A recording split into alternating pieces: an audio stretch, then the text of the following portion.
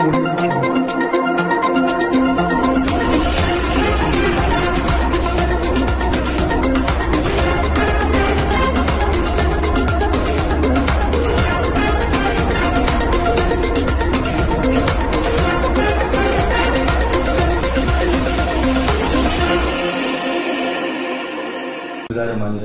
वक्त हम मौजूद हैं शहर की जानी मानी शख्सियत कराची होलसेल ग्रोसरी के चेयरमैन जनाब हाजी अब्दुल रऊफ मोहम्मद इब्राहिम साहब।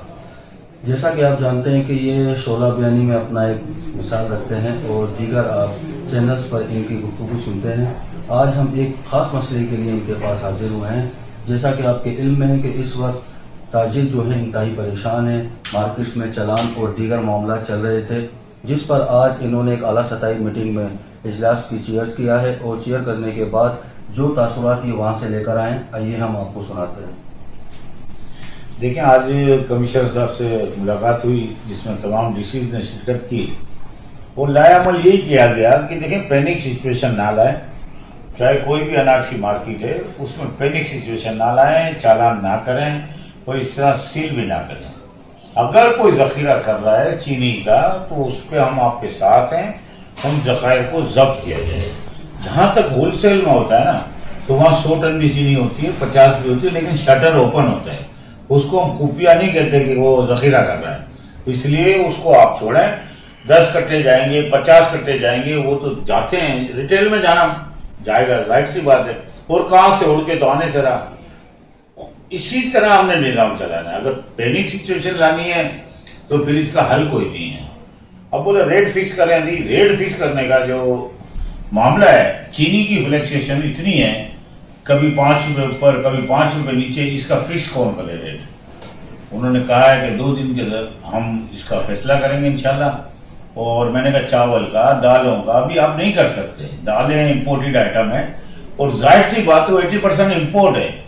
कभी डॉलर ऊपर हो जाएगा, रेट बढ़ जाएंगे, कभी डॉलर नीचे होगा तो रेट कम भी हो जाएंगे। वो इंटरनेशनल बाजार है अभी तेज है बहुत ज्यादा, तो इसलिए ये रेट की आप तयन नहीं कर सकते। या तो आप ऐसा करें कि 15 दिन का तयन करें कि 15 दिन के ये रेट है, 16 दिन हम नहीं मानेंगे, तो बहुत अच्छा काम हो जाएगा और तमाम अफराद जो ये रोज की जो पैनिक सिचुएशन है वो खत्म हो जाएगी।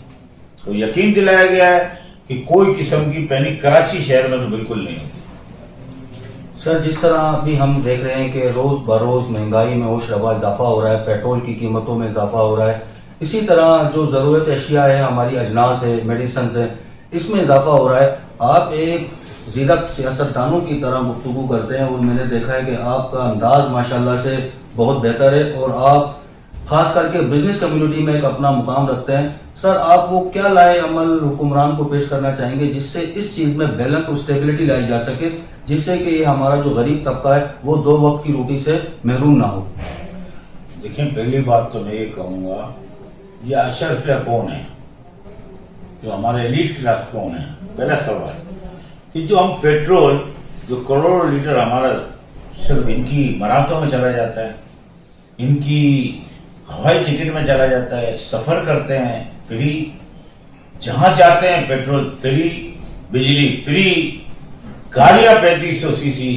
आप बताएं मुझे कि एक का कुंभा 35 गाड़ियां लेके निकलता है, इसको कब बंद करेंगे। वो भी तो नॉर्मल इंसान ही है ना।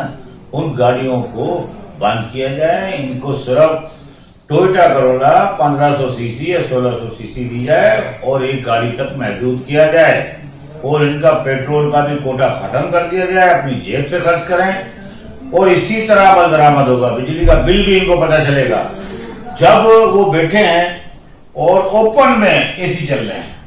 ये लम्हा फिक्रिया नहीं है इस मुल्क के लिए, क्या उनके लिए कोई काम नहीं करेगा। और दूसरी बात आप कहें कि जब कैप्टिव पावर प्लांट है हमारे 800 इंडस्ट्रीज चला रहे हैं, अब उनको 16 रुपए यूनिट मिलती है। मुझे आप बताएं कि एलीट क्लास पे पाकिस्तान को चल रहे हैं। पहला सवाल ये है कि जब हमारी मकामी गैस है तो बिजली हमें महंगी पड़ती है, तो हम मकामी गैस पे क्यों नहीं जाते। नेपरा के इलेक्ट्रिक इसके सोचे 50% कट लगाए ताकि वो भी इंडस्ट्री चले, लेकिन दोनों का लेवल तो बराबर रखें ना। कमर्शियल आप 60 रुपए और वो 16 रुपए, कहां से कोई दुकानदार अफोर्ड करेगा, कहां से छोटी इंडस्ट्रियां पलेंगी, कैसे बेरोजगारी खत्म होगी, नहीं हो सकती। आज जब हम 4 एम्प्लॉयज लेके बैठे हैं तो हम बोलते हैं भाई मैं खुद ही कर लूंगा, खुद ही झाड़ू मार लूंगा भाई। क्यों? कि वो अफोर्ड नहीं कर पा रहे हैं। वो बिजली का बिल लग के झटका लग रहा है, कोई हार्ट का पेशेंट बन रहा है, कोई ब्लड प्रेशर का पेशेंट बन रहा है, तो ये कैसे होगा भाई आप बताएं। घर में जाते हैं, बीवी सवाल करती है, वो भी तो जाहिर सी बात है वो सवाल तो करेगी ना कि भाई आप कुछ लाए हो खाने के लिए, नहीं है। लोग खुदकुशियां कर रहे हैं, ये माहौल अच्छा नहीं है।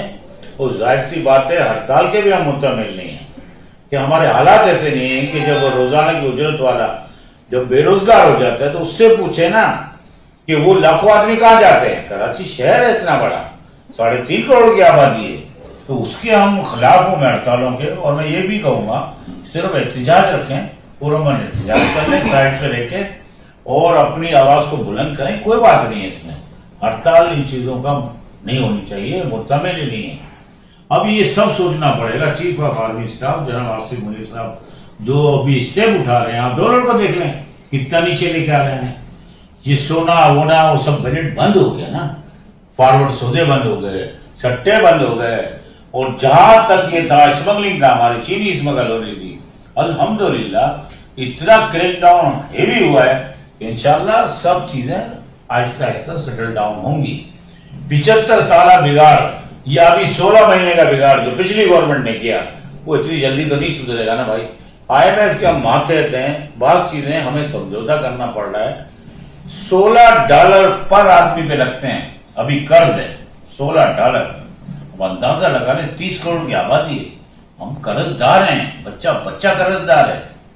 हमें सोचना है, मजबूरियां हैं, इनमें ये हालात ना पैदा की जाए। मैं हुकूमत वक्त से भी कहूंगा कि और सबसे कहूंगा कि देखें ये हड़ताल की सियासत मुझे बेहतर नहीं लग रही, हम और पीछे चले जाएंगे। एहतजाज हम करने जा रहे हैं जी, ताजिर बिरादरी मुख्तलिफ धड़े बने हुए हैं। अब आप बताएं एहतजाज कर रहे हैं जी, आपके साथ आदमी कितनी है चलो बताओ, 50 आदमी तो आपके पास नहीं होते हैं, तो अवाम तो साथ ही नहीं दे रहे ना। अवाम तो ये सोच रही है कि हमें किसी में एतबार ही कोई नहीं रहा, वो बोलते हमारी रोटी का क्या होगा। अब तो सवाल ये है ना, तो ये एहतजाज या ये हड़ताल है, इसका मुतमिल नहीं हो सकता। आपस में एक नहीं है ताजिर बिरादरी। जब ताजिर रहनुमा एक प्लेटफॉर्म पे आएंगे तो हम आवाज बनेंगे तो कोई काम होगा। निगरान वजीर आजम ने जाहिर सी बात है छोटे ताजिरों को बुलाया, जिसपे मैंने भी गुफ्तगू की निगरान वजीर आजम से कि सर ये आप आटा देखें, चावल देखें, चीनी देखें, वो आसमान पे लोग देख रहे हैं, नहीं खा सकते, 2 वक्त की रोटी मुश्किल है। आप मुझे बता दें 25,000 वाला आदमी का 2 रोटी खा सकता है, अपने बच्चों के लिए एक कपड़े की जोड़ी ले सकता है? क्या वो मकान का किराया भर सकता है? क्या वो बिजली का बिल भर सकता है? नहीं हो सकता। इसलिए हमें देखिए, बिजली के बिल पे भी आपको कहूं कि मैं एक एंटीक बात करता हूं, जिसे ताजिर रहनुमाओं से अलग सी बात कर रहा हूं। मैं कहता हूं कि डे लाइट से फायदा उठाएं, 6 बजे होलसेल की मार्केटें बंद हो और 7 बजे तमाम मार्केटों में ताले लग जाएं। शादी हॉल दिन में हो, रात में शादी हॉल खत्म। जितने बिल बोर्ड हैं उन पे भी रात को बिल बोर्ड ऑफ किए जाए और जितनी बचत कर सकते हैं आप करें इस मुल्क के लिए। हमें अपने लाइफ स्टाइल को चेंज करना पड़ेगा। हम 1 बजे उठ के आते हैं और जी भाई 12 बजे तक दुकानें खोली है, ऐसा नहीं होना चाहिए। ये मुल्क हमारा है, ये पाकिस्तान हमारा है, ये कुर्बानियों से बना है। अब हम एक कुर्बानी नहीं दे सकते, जल्दी उठें।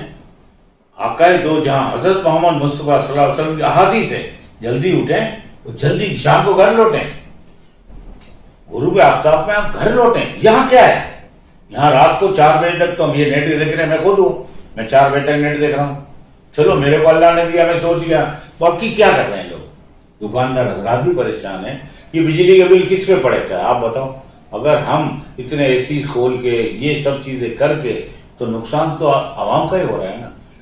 देखिए, जहां भी हमें जरूरत पड़ेगी ना, हम इम्प्लीमेंट कराना चाहिए। अभी देखिए, सर्दियों में 1 घंटे हमें आगे ले जाना चाहिए, 1 घंटा आगे करना चाहिए सर्दी में। गर्मी में उसी टाइम पे ले आए तो आपको फर्क महसूस होगा कि 1 घंटा आगे करने से क्या होगा।